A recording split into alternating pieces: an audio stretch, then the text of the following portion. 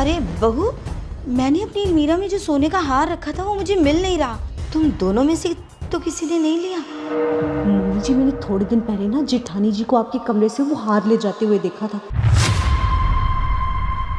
छोटी, तुम क्या बोल रही हो कि हार मैंने चुराया है? मम्मी जी, आप इसकी बातों पर यकीन मत कीजिए। मैं हार क्यों चुराऊंगी भला? ये तो ना बस हमेशा मुझे डांट पड़वाने और फंसाने के चक्कर में तैयार रहती है। मुझे अगर आपसे कुछ चाहिए होता है तो सीधा मांग लेती हूँ। मैंने कोई हार नहीं चुराया। छोटी ने खुद देखा है तुझे वो हार ले जाते हुए।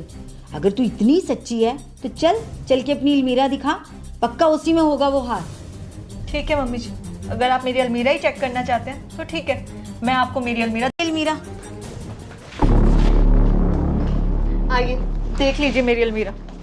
लीजिए, चेक कर लीजिए अच्छी तरह।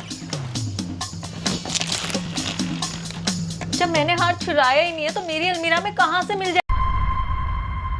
और इस छोटी की बातों पर आकर मेरी अलमीरा।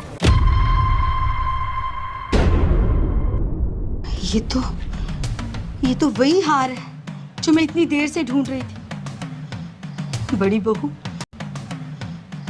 बहू, ये हार तूने चुराया? मुझे विश्वास नहीं हो रहा। तू इतनी लालची कैसे हो गई? देखा मम्मी जी, देखा, मैंने कहा था ना कि जेठानी जी ने ये हार चुराया है। ये बिल्कुल सही नहीं है। हमेशा मुझ पे भी ऐसे हुक्म चलाती है जैसे इस घर की मालकिन हो। छोटी बस कर, कितना बोलेगी? मम्मी जी प्लीज मेरा यकीन मानिए, मैंने ये हार नहीं चुराया।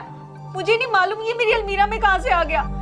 छोटी झूठ बोल रही है, मैंने कोई हार नहीं चुराया। तेरी अलमीरा से निकला है ना, तूने ही चुराया। और वैसे भी छोटी बहू ने तुझे देखा है ना इसे ले जाते हुए।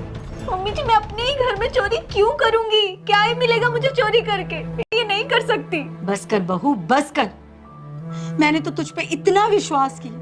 मुझे तो लगता था कि अब मैं बूढ़ी हो गई हूँ, अब इस घर की सारी जिम्मेदारियां मैं तेरे कंधे पे डाल दूंगी, क्योंकि एक तो तू इस घर की बड़ी बहू है, ऊपर से तुझ पे कभी विश्वास नहीं कर सकती, कभी भी विश्वास नहीं कर सकती। मम्मी जी प्लीज मेरा यकीन कीजिए। आप ये जो शब्द बोल रहे हो ना, मेरा बहुत दिल दुख रहा है, मुझे बहुत हर्ट हो रहा है। बस कर बहू, क्योंकि एक तो तू इस घर की बड़ी बहू है, ऊपर से समझदार भी। पर तू तो बिल्कुल भी समझदार नहीं निकली, और ऊपर से चोर भी।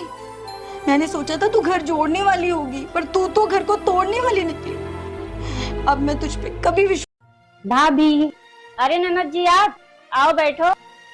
आप यूं अचानक से आ गई, कम से कम फोन तो कर देती।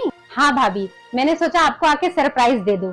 क्यों, मेरा आना अच्छा नहीं लगा? अरे नहीं ननद जी, मैं घर पे नहीं होती तो। देवरानी जी वो सो गई, लगता है इनकी तबीयत ठीक नहीं है। एक काम करती हूँ, सारे काम मैं ही कर लेती हूँ, इनको आराम करने देती हूँ।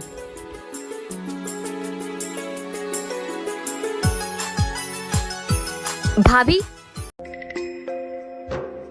देवरानी जी 9 बज गए हैं, आप और देवर जी भी खाना खा लीजिए ना। अरे हाँ, मैं तो तुमको बताना ही भूल गई। मैं उनके साथ पिज्जा खाने जा रही हूँ, तो घर का खाना नहीं खाऊंगी। आपने तो कभी खाया नहीं होगा। वो क्या है ना, भैया की कमाई इतनी नहीं है।